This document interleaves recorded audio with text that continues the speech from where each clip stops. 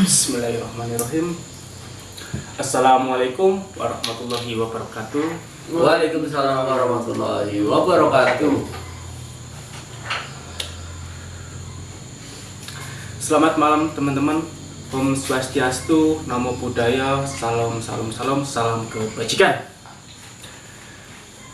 Oke teman-teman, untuk malam kali ini saya hanya sedikit menjelaskan bahwa tadi ada tamu ya teman-teman. Tamu juga beliau masih ada di sini, lagi istirahat di tempat istirahat ya. Jadi saya menceritakan tentang kejadian beliau. Mungkin ini juga bisa menjadi referensi teman-teman atau mungkin menjadi gambaran teman-teman, apakah teman-teman juga terkena seperti beliau atau memang ini juga suatu pelajaran biar teman-teman tidak seperti beliau. Jadi gini teman-teman, tadi ada tamu. Beliau datang ke sini mengeluh tentang dia terkena santet teman-teman. Nah, setelah saya cek, saya periksa teman-teman ya, secara non medis lah ya, karena saya ahlinya non medis. Jadi saya cek, setelah itu saya cek ternyata tidak ada santet teman-teman, atau tidak ada energi makhluk gaib yang menyelimuti beliau. Tapi beliau mengatakan sering dapat keluhan seperti beliau dadanya sakit, kadang tiba-tiba staminanya turun, dan sering tiba-tiba kelejang-kelejang dan jatuh. Dan beliau juga sudah sering mimpi katanya teman. Beliau sering mimpi didatengin almarhum orang tuanya, karena beliau udah tua dan beliau sudah gak punya orang tua. Beliau sering didatangi, katanya sering dimimpi ini kedua orang tuanya. Nah, beliau mengatakan, apakah saya kena santet dan saya sudah mau mati? Nah, seperti itu sering dikatakan beliau kepada anaknya seperti itu. Nah, makanya keluarganya bawa ke sini. Dan setelah pengecekan, tidak ada energi apapun teman-teman, atau mungkin tidak ada energi makhluk gaib yang menyelimuti, atau mungkin santet sejenis santet teluh, ataupun santet paku, ataupun santet guna-guna ya teman-teman. Setelah saya berpikir, saya wirid, dan saya perdalami, saya coba cek santet yang jenis ketiga teman-teman, atau jenis racun ya. Karena di dunia kami pun, atau di dunia para santet itu ada santet jenis racun ya.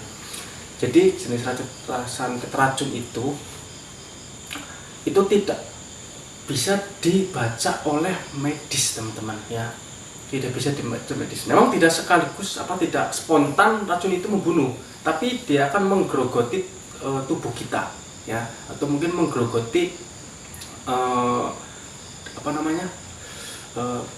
daya tubuh kita. Mungkin secara biologinya jadi pertahanan tubuh kita ya, itu kan ada ya, itu digerogoti sedikit. Nah, disitulah nanti penyakit datang, atau mungkin spontan nanti kita semaput. Nah, apalagi kalau kita ada di dalam kendaraan ya, kita dalam kendaraan tiba-tiba kita kena efek racun itu, kita hilang kesadaran, kecelakaan. Disitulah ya bahayanya seperti itu. Nah, disitulah saya coba ambil darahnya sedikit, dan saya teliti. Memang disitu ada sedikit bahan racun yang saya ketahui ya teman-teman ya. Saya tidak mau menyebutkan bahannya apa, karena takut disalahgunakan ya. Karena berbagai jenis racun yang tidak bisa diketahui oleh non medis, saya mengetahuinya. Saya tidak bisa memberitahu karena itu berbahaya. Dan satu lagi teman-teman, yang keanehan satu lagi itu, memang ada makhluk yang mengikuti orang itu. Cuman dia itu jaraknya jauh. Dia hanya mengawasi. Dia hanya mengintai dan melihat pergerakan yang terkena santet racun itu teman-teman. Jadi teman-teman kalau memang ini gambaran ya teman-teman ya, ini gambaran biar teman-teman tadi nanti ada sesuatu atau mungkin ada hal yang sama seperti beliau ya. Kalau teman-teman kok merasakan di dalam tubuh itu tidak enak atau mungkin merasakan sakit tetapi itu berkelanjutan ya, mungkin berbulan-bulan atau mungkin berhari-hari ya, itu dicek sama dokter atau mungkin dicek ke laboratorium kok tidak ada penyakit, disitulah mungkin jenengan terkena santet racun itu teman-teman. Karena santet itu racun itu walaupun tidak bisa dideteksi oleh medis, juga kadang ditutupi oleh energi gaib teman-teman. Makanya medis tidak bisa membacanya seperti itu. Mungkin nanti bisa hubungin obat bawah ini biar nanti kita cek. Silakan monggo, mau datang ke sini silakan, mau cek nanti jarak jauh enggak apa-apa, tapi saya hanya butuh sampel rambut ataupun sampel DNA kalian ya. Itu bahasa ininya DNA lah ya. Seperti biasa yang mengetahui apakah itu memang medis atau mungkin non medis. Kalau non medis dan kalau medis mungkin bisa dibaca oleh dokter sekitar ya. Cuma nanti bisa kita ketahui itu santet, jenis santet memang santet teluh atau santet racun ya teman-teman. Karena santet racun itu yang sangat berbahaya, karena kelihatan orang sakit tapi di medis tidak terdeteksi, itu yang sangat bahaya. Nah ini saya mau mengetahui bahan-bahannya, tapi ada satu bahan yang saya tidak tahu teman-teman. Oleh beliau itu saya coba tadi sudah cek, ada bahan yang tidak saya tahu, tapi nggak tahu ini bahan apa dan saya pun tidak mengetahuinya. Tapi ada 3 bahan yang memang berarti ini sudah 3 kali mungkin 4 kali dia itu mengonsumsinya. Jadi gini teman, ini kita tidak menuduh ya, kita tidak menuduh seseorang atau mungkin orang terdekat kita atau mungkin orang sekitar kita ya. Jadi apabila teman-teman kok mendapatkan makanan atau minuman dari orang sekitar kita ya, apalagi setelah kita makan atau minum makanan itu, atau mungkin kita dikasih uang yang begitu banyak yang kita tidak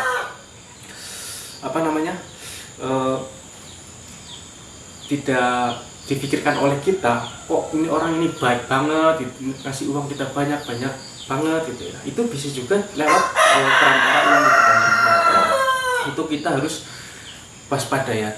Kok setelah kita menerima uang itu atau kita terima makanan itu atau kita menerima minuman itu, kok berapa minggu atau mungkin berapa hari kok kita merasakan sakit-sakitan atau mungkin merasakan hal-hal yang aneh di tubuh kita. Nah, di situ kita harus curigai dan kita harus cepat-cepat mencari penawarnya itu teman-teman, sebelum menggerogoti tubuh kita sendiri. Itu referensi teman-teman ya, itu hanya kewaspadaan kita boleh curiga, karena curiga itu suatu hal mencegah apa yang terjadi terburuk buat kita.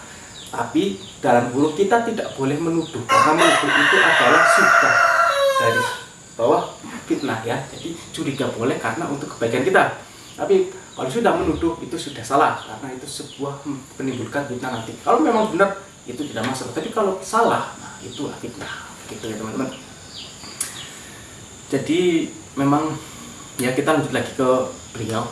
Makhluk itu sekitar ini masih ada, nanti coba kita tarik dan kita interogasi ya teman-teman, karena makhluk itu kayaknya juga diutus sama dukun itu teman-teman, dukun yang meracik atau mungkin yang memberikan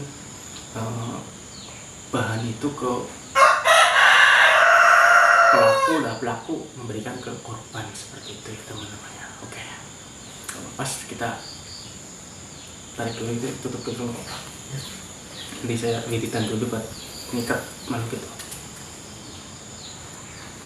Oke teman-teman, seperti yang saya katakan tadi, saya mau memanggil atau menarik makhluk yang selalu melihat beliau ya, karena makhluk ini kayaknya sering mengikuti beliau. Soalnya dari tadi saya perhatikan makhluk ini selalu menatap ke arah beliau istirahat di belakang situ ya, karena kamarnya di situ.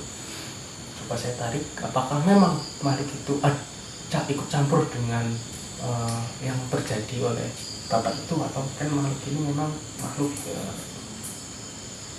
yang ikut di jalan ke sini, atau memang ada, atau mungkin ada hubungan mungkin seperti leluhur atau apa. Siapa tahu dengan saya menarik makhluk ini ada informasi yang lebih jelas ya teman-teman ya. Bismillahirrahmanirrahim.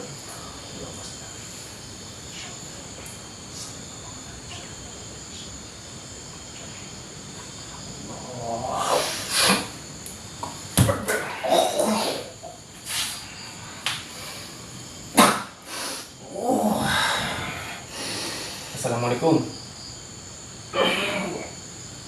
Assalamualaikum. Siapa kamu? Saya Ki Warso. Urusannya apa kamu? Ya, kamu yang kenapa di sini? Saya baru lihat kamu di daerah ini loh. Kamu yang mengikuti bapak itu? Dari jauh saya mengikutinya. Ada hubungan apa kau dengan bapak itu? Yang jelas, aku diutus sama rajaku. Sama rajamu? Ya. Diutus buat apa kamu? Untuk membunuh dia. Untuk membunuhnya? Ya, makanya saya mengikutinya dari jauh. Dengan cara apa kamu membunuhnya? Kamu gak perlu tahu. Yang tahu anak Raja Kuatun yang tahu. Kamu disuruh manusia kan? Ya,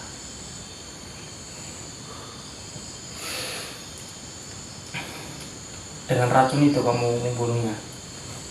ya benar. Kau mengawasi dia? Ya, Kau hanya memastikan dia mati?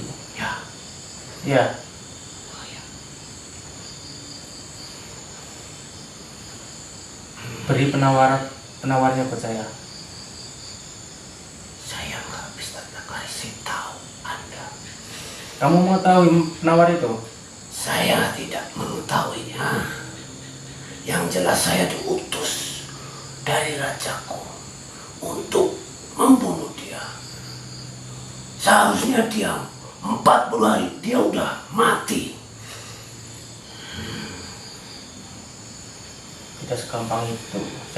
Saya mempunyai ramuan yang buat mencegahnya. Lantas urusannya apa kamu manusia dengan dia? Saya hanya meminta ramuan penyembuhnya atau menghilangkan racunnya itu. Saya juga belum tahu namanya. Yang tahu hanya raja saya. Kamu yakin kamu tidak tahu? Nggak belum tahu saya. Saya cuma diutus untuk membunuh dia. Kamu tahu, kamu kalau tahu tidak jujur, kamu tahu sekitaran saya. Banyak teman-teman saya di sini. Jangan sampai semua saudara-saudara saya mengeroyok kamu. Kau lihat sekelilingmu. Saya juga punya pasukan sepertimu.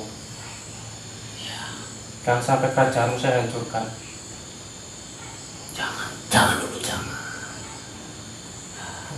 Saya tanya, Jangan. sekali lagi saya tanya, kamu tahu nggak ramuan itu dan penawarnya? Benar, saya belum tahu. Saya cuma diutus sama raja saya untuk membunuh dia. Yakin hanya raja kamu yang tahu? Ya, hanya rajaku yang tahu. Antar saya ke tempat rajamu, atau kamu mati di sini, atau saya leburkan kamu di sini. Tinggal dua pilihan itu. Sabar dulu. Ya, Nggak semudah itu kamu meleburkan. Sabar dulu. saya sabar, makanya kamu juga harus bisa diajak kompromi, harus bisa diajak kerjasama, karena kamu sudah mencelakai manusia. Tapi kan saya udah kasih informasinya kan. Iya. Saya udah jujur kan, dia udah ngasih tahu sebenarnya saya mau membunuh dia. Ya, karena kamu tujuannya sudah tidak baik, ya. Saya pun bisa saja tidak baik. Mungkin dengan jentikan jari saja saya bisa memusnahkanmu. Tapi karena saya masih mempunyai jiwa yang besar, makanya kamu tak biarkan saja. Tapi informasi yang saya butuhkan kamu harus beritahu ke saya. Saya kan udah ngasih tahu sejujur-jujurnya kan. Ya. Yang tahu itu rajamu. Saya cuma diutus. Tempat rajamu daerah mana itu? Di bukit. Ya. Iya, kita apa? Tidak usah ragu, katakan. Nanti saya kasih perlindungan sama kamu kalau kamu mau jujur. Nanti rajamu mengancam kamu, saya lindungi kamu. Kau lihat sendiri, pasukanku. Sabar, namanya sabar. Ya. Gak gampang kayak gitu. Kau lihat yang tinggi besar gagah itu. Ya saya tahu. Itu Panglima Zulfikar. Panglima. Ya. Saya Dia mempunyai sebenarnya 30 ribu pasukan. Iya. Apakah banyak rajamu seperti itu? Banyak. Ya. Terus saya utus Panglima Zulfikar itu untuk menghancurkan kerajaanmu sekarang. Keluargamu pun akan dibantai kalau kamu nggak jujur. Saya tahu kamu manusia mustikanya banyak kamu. Saya Ya. tahu. Nah, kamu mempunyai mustika banyak itu kamu. Ya. Saya tahu. Ya, itu urusan saya punya mustika banyak atau mungkin punya pegangan banyak. Nah, Itu saya, urusan saya. sabar dulu sabar. Untuk bisa dibahas gitu. Ya. Sama raja saya. Yang penting kamu kerjasama saya, sama saya ya. Ya. Kerjasama. Kamu beritahu apa yang saya butuhkan, informasi apa yang saya butuhkan. Kamu mau mustika apa, saya nanti kasih. Ya. Ya. Tapi nanti kamu kalau mau mustika saya harus masuk Islam dulu. Kalau kamu mau tidak terbakar. Caranya gimana itu? Mau masuk Islam saya harus syahadat dulu syaratnya. Syahadat apa itu? Kamu mau masuk Islam dapat tidak? Saya tahu jin sepertimu, kamu juga tahu Islam. Ya kamu bisa dipegang gak omongannya? Saya bisa dipegang omongannya. Omongan saya tidak bisa dipegang karena omongan saya tidak berbentuk. Oh gitu. Kalau benda bisa dipegang. Oh iya. Karena omongan kan nggak ada bentuknya, itu nggak bisa dipegang. Tapi bisa dipercayai omongan saya. Iya. Dan saya tidak akan berbohong. Kalau saya akan melindungimu. Saya tidak bisa, teman saya bisa. Panglima Zulfikar mempunyai ribuan pasukan, bisa melindungimu. Hanya orang atau makhluk satu sepertimu. Ya begitu saja manusia. Saya cuma diutus sama raja aku ya. Cuma kayak gitu untuk membunuh dia. Ya. Cuma kayak gitu. Saya mantau lah dari jauh.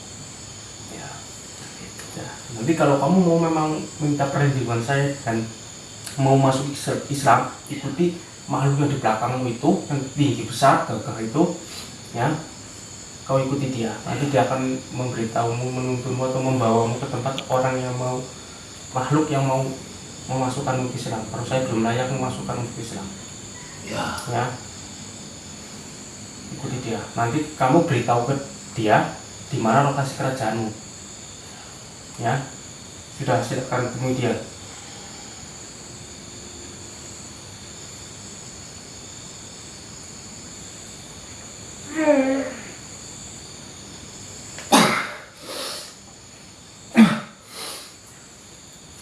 Teman-teman ya, ternyata benar pas saya apa namanya kira atau mungkin yang saya curigai, ternyata makhluk itu memang yang memantau beliau dan